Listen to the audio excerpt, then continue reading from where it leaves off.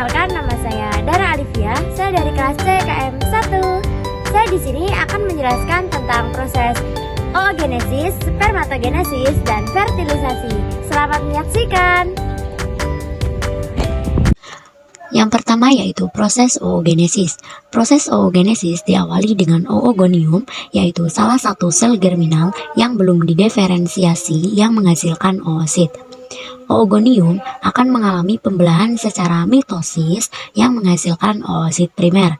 Selanjutnya, oosit primer akan mengalami pembelahan lagi secara meiosis 1 yang menghasilkan oosit sekunder, yaitu dua sel yang tidak sama ukurannya yang disebut dengan badan polar primer. Selanjutnya, badan polar primer akan mengalami pembelahan secara meiosis 2 yang menghasilkan ootit, yaitu 4 sel anakan haploid yang berbeda secara genetik.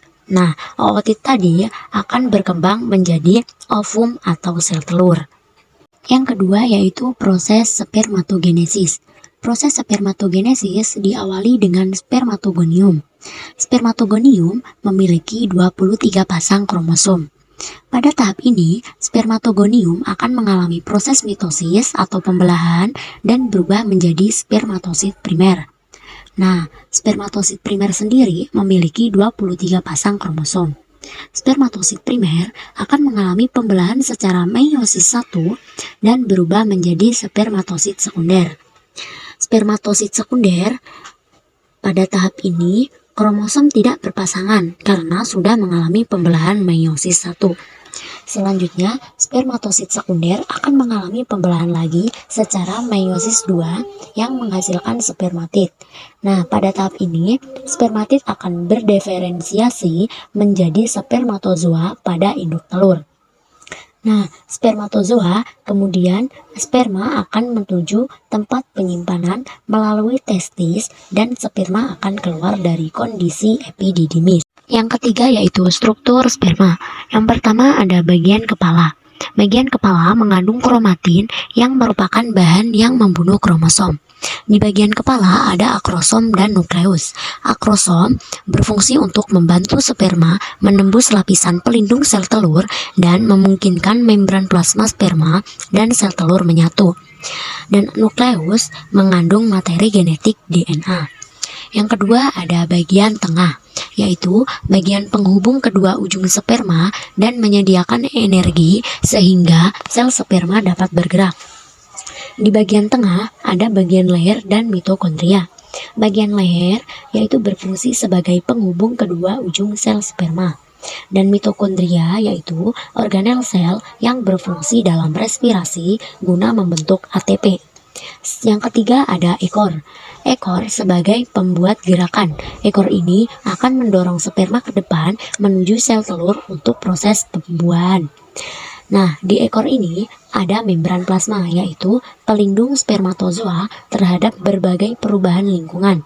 Di samping sebagai unsur transport dari dalam sel keluar sel atau sebaliknya. Yang keempat ada cycle cell. Cycle cell terdiri dari beberapa bagian.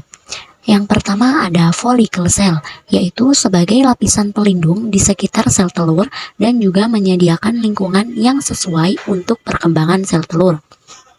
Selanjutnya ada corona radiata, yaitu lapisan sel tebal yang dibentuk oleh sel-sel folikel yang melekat pada oosit sebelum meninggalkan folikel ovarium, yang berfungsi dalam memelihara dan melindungi sel telur. Selanjutnya ada perivitelline space, yaitu ruang antara zona pellucida dan membran sel oosit atau sel telur yang telah dibuahi. Selanjutnya ada zona pellucida, yaitu protein aseluler yang mengelilingi sel telur yang menyediakan penghalang sperma spesifik spesies dan mengurangi poliploidi dengan menghambat penetrasi oleh banyak sperma. Selanjutnya ada plasma membran. Plasma membran yaitu struktur yang mengelilingi permukaan luar membran plasma sel telur atau pada beberapa hewan, kuning telur ekstraseluler dan oolema. Selanjutnya ada sitoplasma, yaitu cairan di dalam sel yang mengelilingi nukleus dan menjadi tempat untuk organel sel menjalankan fungsinya. Selanjutnya ada nukleus, yaitu organel terbesar dalam tubuh yang terdiri dari 4 bagian utama. Nukleus berfungsi sebagai pusat komando yang menyimpan materi genetik dan mengontrol pertumbuhan dan reproduksi sel. Selanjutnya ada nukleus, merupakan organel terbesar dalam tubuh yang berfungsi sebagai pusat komando yang menyimpan materi genetik dan mengontrol pertumbuhan dari reproduksi sel. Yang kelima yaitu proses sperma menembus sel telur, di mana sel sperma berusaha masuk menembus sel folikel. Di kepala sperma terdapat enzim. Nah, enzim ini akan dilepaskan setelah menyentuh zona pelusida. Kemudian, zona pelusida akan mengalami kerusakan sehingga nukleus bisa menyentuh sel ovum. Satu sperma yang masuk dan menembus zona pelusida, maka akan terjadi pelekatan yang kuat dan penembusan yang sangat cepat.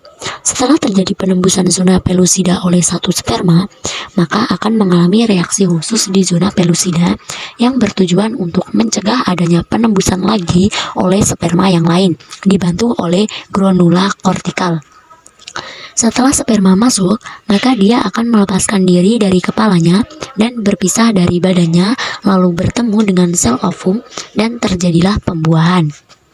Yang kelima yaitu fertilisasi. Fertilisasi diawali dengan ovarium yang akan melepaskan sel telur yang sudah matang untuk menuju ke tuba falopi. Sel telur yang bertemu dengan sperma akan mengalami fertilisasi. Pada hari pertama, sel telur yang telah dibuahi oleh sperma akan membentuk zigot. Pada hari kedua, sel telur akan berkembang menjadi 2 sel. Pada hari ketiga, akan berkembang lagi menjadi 4 sel. Nah, pada hari keempat, akan berkembang menjadi 16 sel. 16 sel yang disebut dengan stadium monula. Monula sendiri terdiri dari inner cell mass dan outer cell mass. Pada hari kelima, inner cell mass akan menembus zona pelusida sehingga sebagian massa zigot akan membentuk rongga blastokista.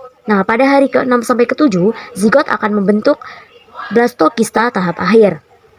Pada hari ke-8 sampai 9 akan terjadi penempelan atau implantasi embrio pada dinding rahim.